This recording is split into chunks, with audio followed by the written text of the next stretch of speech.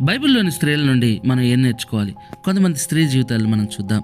సారా జీవితాన్ని చూస్తే ఆమె నుంచి ఓపికను నేర్చుకోవాలి. ఓపికతో 25 సంవత్సరాలు ఎదురు చూసి కుమారుని పొందుకుంది సారా.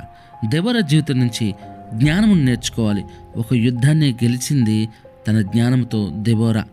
హన్నా జీవితం నుంచి మనం ప్రార్థన నేర్చుకోవాలి. గొప్ప ప్రార్థన చేసి తనకు కావలసిన అవమానం దూరపరుచుకుని కుమారుని పొందుకుంది హన్నా. ఎస్తేరు జీవితం నుంచి ధైర్యమును నేర్చుకోవాలి. ఆమె ధైర్యము కలిగి తన ప్రజలందరినీ కాపాడుకుంది. రూతు జీవితం నుంచి ప్రేమను నేర్చుకోవాలి. తమ ప్రేమతో అత్తని ప్రేమించి గొప్పగా నిలిచిపోయింది రూతు. మరియ జీవితం నుంచి ఆమె భక్తి జీవితాన్ని నేర్చుకోవాలి. ఎంత భక్తి అంటే తాను సమస్తము దేవునికి సమర్పించుకున్నది మరియ. మరి నువ్వు ఏం నేర్చుకోవాలంటే అనేకులకు మాదిరిగా ఉండడం నేర్చుకోవాలి. క్రీస్తును వెంబడించాలి. అనేక మంది బైబిల్ స్త్రీలను వెంబడించాలి.